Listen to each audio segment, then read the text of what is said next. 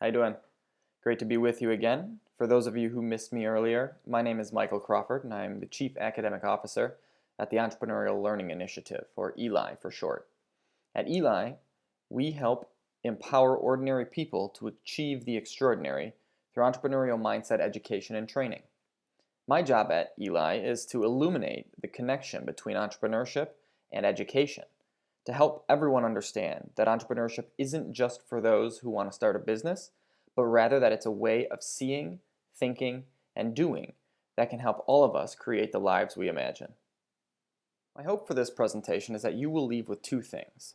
First, some immediately implementable ideas, some things you can take back to your schools and put into practice right away. And two, an understanding of entrepreneurship and its process that enables you to generate your own strategies for implementation. So let's get started, shall we? So what is entrepreneurship? When most people hear the word, they think of one of two things, either high growth, sort of high tech, high venture, high sell at the very end, or they think small business management, sort of owning a flower shop or owning a cake shop down the street. And while these are possible outcomes of entrepreneurship, they don't explain its essence. At its core, entrepreneurship is search. It's identifying a problem, it's devising a solution, and it's validating a problem-solution fit. In fact, the origin of the word entrepreneur is French, and it means the one who undertakes. So when understood this way, entrepreneurship becomes available to everyone and accessible by anyone. And it's this understanding of entrepreneurship that inspires and informs our work at ELI. So we have our definition. Entrepreneurship is search. And search, therefore, requires search attitudes, behaviors, and skills, such as curiosity, empathy, critical thinking and initiative, creativity, grit, and analysis, execution, collaboration, and storytelling, just to name a few. And it's important to note that these attitudes, behaviors, and skills are not likely to be fully developed or ready to go right at the onset of the entrepreneurial journey. Instead, they're developed by engaging with the entrepreneurial journey. Consider the analogy of swimming. Straight out of the womb, we aren't likely to be excellent swimmers. Some of us may be a bit better than others, but nobody would be considered a good swimmer at birth. Take two people, for example. Jack, who has not grown up around water, he's never encountered a pool, lake, or an ocean, and he isn't encouraged to swim in any way by family, educators, or her surrounding culture. Now consider Jill. Jill has grown up around water. She has had many opportunities to swim, and she is encouraged to do so by her family, by educators, and her surrounding culture. Which of these two people, over time, is likely to be a better swimmer? The obvious answer is Jill. What's important to note, though, is that Jack's lack of swimming ability is not because he doesn't have the muscles to be good. He has the same muscles as Jill.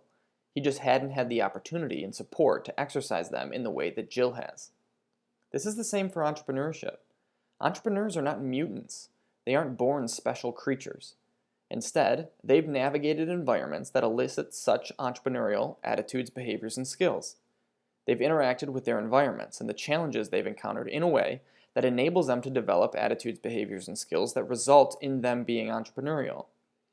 Entrepreneurial attitudes, behaviors, and skills are the outcomes of, not the prerequisites for, being entrepreneurial. They are the result of engaging the entrepreneurial process, not the requirements. So what is the entrepreneurial process? What are entrepreneurs doing and thinking that allows them to develop search skills and accomplish their goals? Based on our research and practice, we've identified three general phases of the entrepreneurial process that help us help others begin to develop an entrepreneurial mindset. Now, a few important things to note. This isn't as simple as a cooking recipe in a book. It isn't the case that you do these three things and you will automatically become a successful entrepreneur. It's certainly more challenging than that. But engaging these three phases and understanding what they are about and how they work together will allow you to begin thinking and doing and seeing more entrepreneurially.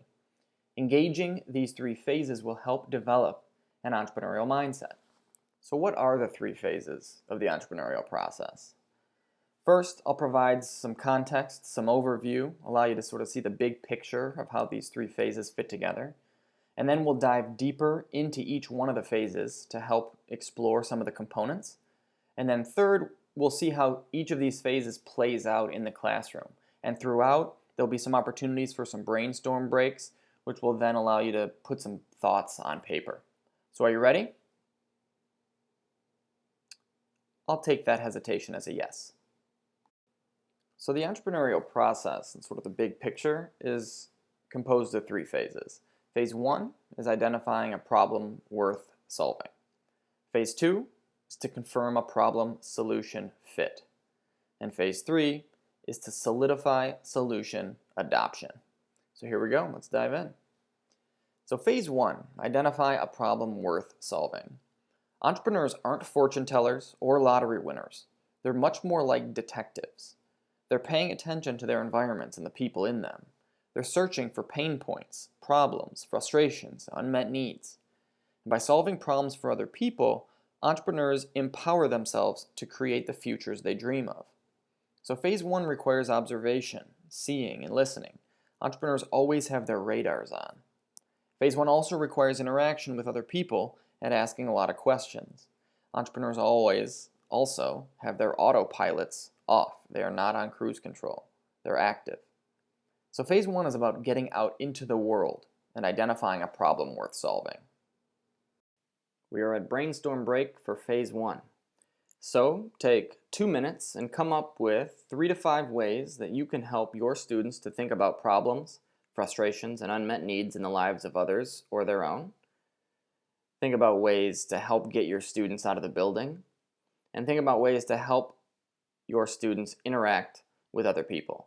Take a few minutes, write some ideas down.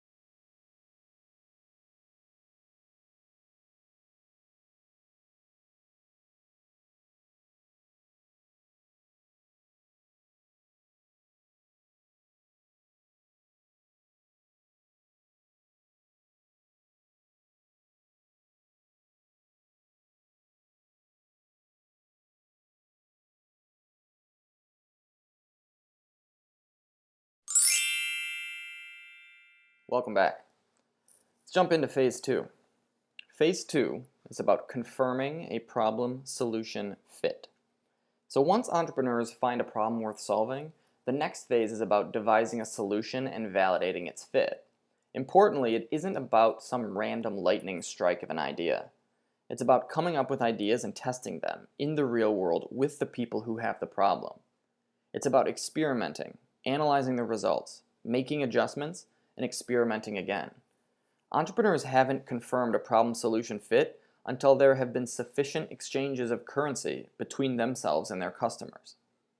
Phase 2 requires experimentation, ideating, and micro-testing. Entrepreneurs are always trying out versions in the real world. Phase 2 also requires adaptation, iterating, and validating. Entrepreneurs make sure that the solution they have is a fit for the problem they're trying to solve. Phase 2 ultimately is about confirming the problem-solution fit. We are at brainstorm break for phase 2. So take 2 minutes and come up with 3 to 5 ways that you can use the classroom to enable students to ideate, experiment, iterate, and validate. Take a couple minutes.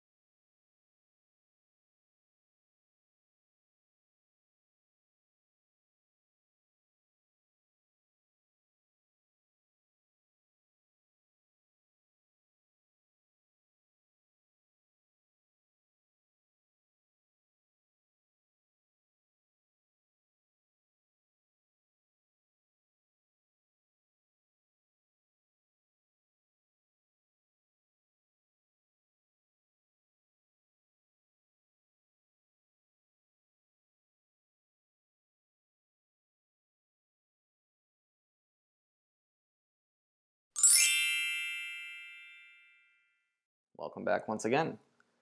So phase 3 is about solidifying solution adoption. Once entrepreneurs have found a problem worth solving, once they've confirmed a problem-solution fit, next is getting that solution into as many hands as possible. In this phase, entrepreneurs must bring their solution to fruition. It's one thing to have an idea that gets customers excited. It's another thing to actually bring the idea into the real world and solve the problem. To do that, entrepreneurs must get the word out. They must get their solution in front of the people who need it, and they must persuade those people that their solution is the one for them. Phase 3 is about implementing, producing, and delivering. Entrepreneurs must manifest their solution and get it out there.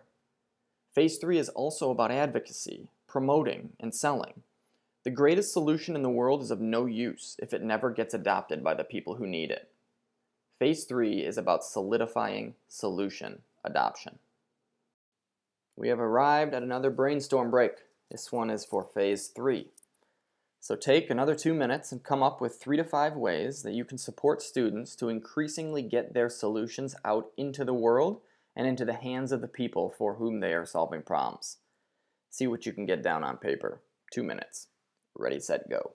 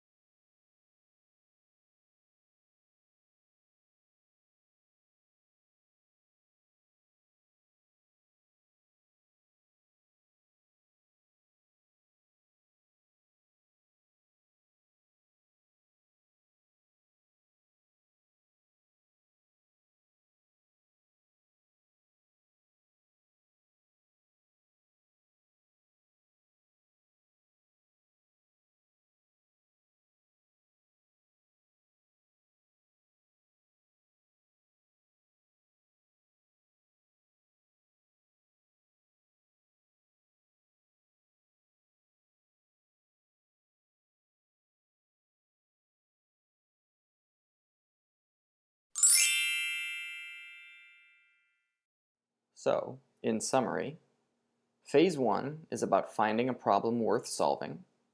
Phase 2 is about confirming a problem solution fit. And Phase 3 is about solidifying solution adoption. It's by engaging this process that people become entrepreneurial. So what does this look like in the classroom? What does the entrepreneurial process look like in the classroom? Well, our primary entrepreneurial mindset curricula is the Icehouse Entrepreneurship Program. Icehouse is being implemented by a wide range of people and organizations, from small business development centers and nonprofit foundations, to correctional facilities, colleges, universities, high schools, and after-school programs. It's being implemented all over the United States and all over the world, from Puerto Rico to Cyprus, from Colombia to Russia to Mexico. But regardless of the audience, the entrepreneurial process drives the learning. Icehouse uses the Icehouse Opportunity Discovery Canvas, which serves as a tool for guiding and challenging students as they develop an entrepreneurial mindset. The canvas contains 9 boxes, 3 in each phase of the entrepreneurial process. Students start in Phase 1 and they work to find a problem worth solving. The top 3 boxes contain questions and prompts that help the students think through important ideas for Phase 1. Students are encouraged to get out of the classroom, to interview people on the street or in their neighborhood, to pay attention to what could be improved. They then bring their ideas back into the classroom and discuss among themselves what went well or not, and what ideas they have for problems they'd like to solve. The teacher, who we refer to as the facilitator, asks questions and probes students to allow them to articulate their thoughts and assumptions. From there, students present the problems they'd like to solve to the group, and students are then able to form smaller groups to begin attacking problems together. In Phase 2, in their newly determined small groups, students work to create prototypes of solutions. There are very few predetermined boundaries in terms of what problems students want to solve and what solutions they aim to devise. The limits to what students can do are determined by reality, by real-world constraints such as time or complexity. The facilitator doesn't say which ideas are good or bad, because the facilitator doesn't know. And the facilitator doesn't know not because he or she is not an expert, though importantly, facilitators don't need to be subject matter experts in entrepreneurship to facilitate Icehouse, but because the only way to truly know whether something will work or not is to try it out. As students work together, dialoguing both within and between groups, local entrepreneurs are invited to come into the class to tell about their entrepreneurial journey, to help students with their projects, and to engage in workshop discussion. The middle 3 boxes on the canvas correspond to Phase 2. In Phase 3, students bring their solutions to fruition, present them to the entire class, and begin planning next steps for when the class is over. Some students learn that their solution wasn't a perfect fit for their problem and are encouraged to revisit the problem itself. Others are just beginning to experiment and iterate and validate what they've come up with. And others are ready to take it to the next level. The bottom 3 boxes on the canvas correspond to Phase 3. One implementation example case study of Icehouse is at Pikes Peak Community College in Colorado in the United States. Pikes Peak is the second largest community college in Colorado, enrolling 22,000 students. And they decided to implement Icehouse as part of their first-year experience, requiring all students in remedial courses to take Icehouse. So these weren't business students necessarily, these were students of all backgrounds and interests. And the results of participation were impressive. In terms of persistence, 83% of students who passed Icehouse in the fall re-enrolled for courses in the spring, compared to only 55% of students who didn't take the course, a 28% jump in persistence from fall to spring. And in terms of passing courses, 91% of students who passed Icehouse in the fall went on to pass college-level courses, compared to only 77% of students who didn't take the course, a 14% jump in pass rate.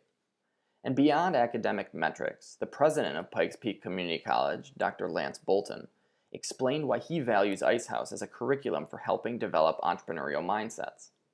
He says, quote, "Whether they become outstanding employees because they think about, how do I solve a problem, as opposed to, how do I find a problem in this organization? That's one of the things I love about the Icehouse curriculum. So they may become outstanding employees or they may become outstanding entrepreneurs. And either way, our community wins. And that's what I really care about, ultimately. The individual student and the chance to make a difference in our community, end quote.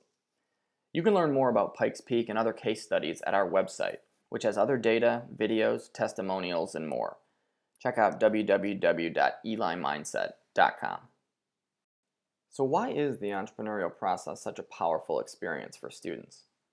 How is it that the entrepreneurial process supports both those who want to start businesses and those who don't want to start businesses, develop the attitudes, behaviors, and skills that will allow them to find success in whatever path they choose?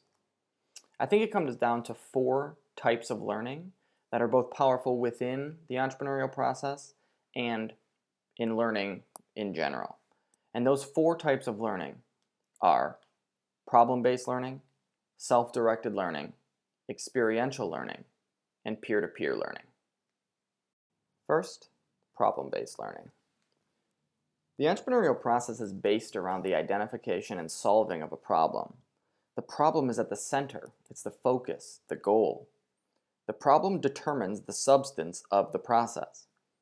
And we know problem-based learning engages learners in schools as well. It's fun. It's real world. It allows for the development of competence and self-efficacy when problems are solved. It engages learners more so than does work or topics in the abstract. Second, self-directed learning. The entrepreneurial process is necessarily self-directed. The entrepreneur, him or herself, is the one who is energized by the process, the one who is consumed in learning and growing. It's personal, and it's that personal nature that enables entrepreneurs to persevere through tough times, to keep pressing and learning, even when it seems bleak. And we know that students learn better and are more excited about learning when they have a say in what they're learning. When their voice is heard, they appreciate it more. When they get to decide what to do, how to do it, when to do it, obviously within reason, they're more engaged. When we own our learning, we're energized and excited. It has meaning for us. It's relevant to our lives. It matters, and this is true for entrepreneurs and for students. Third, experiential learning. The entrepreneurial process does not happen by reading a book. It's active. It relies on tacit knowledge gained through experience, gained by doing and living. As we mentioned before, entrepreneur means the one who undertakes. And the one who undertakes undergoes change and growth and creation. Students crave experiential learning too. They want to learn by doing, by making things, by trying things out. It's more fun, it's physical, it's challenging. And we know that when ideas and concepts are experienced, that they're more likely to be absorbed and usable. There is so much more learning that occurs beneath our consciousness than we're aware of. It makes you wonder what students are learning when they spend so much time sitting and being told what to do. And fourth, peer-to-peer learning. The entrepreneurial process is not a solo act, despite our romanticization of the lone genius in the garage. Entrepreneurs are incredibly collaborative, relying heavily on networks, partners, and mentors. They bounce ideas off of one another, they critique one another, and they teach one another. In many cases, students learn better from one another than from experts. A peer who just recently learned something is often better able to articulate how they got from point A to point B than an expert who got from point A to point B so very long ago. Both the recent learner and the new learner benefit from dialogue around the topic, not to mention the sense of community that develops when one helps another. So the entrepreneurial process, reaping the benefits of these 4 types of learning, is an incredibly powerful tool for helping anyone develop an entrepreneurial mindset. The more you can include elements of these 4 types of learning into your curricula, the more engaging your curricula will be, and the more entrepreneurial your students will become. We are here at the final brainstorm break. So take 2 minutes and, for each of the 4 types of learning, share with a person sitting next to you one idea for how to boost each type of learning at your school. Make a friend, chat with your neighbor, interact. 2 minutes. Go for it.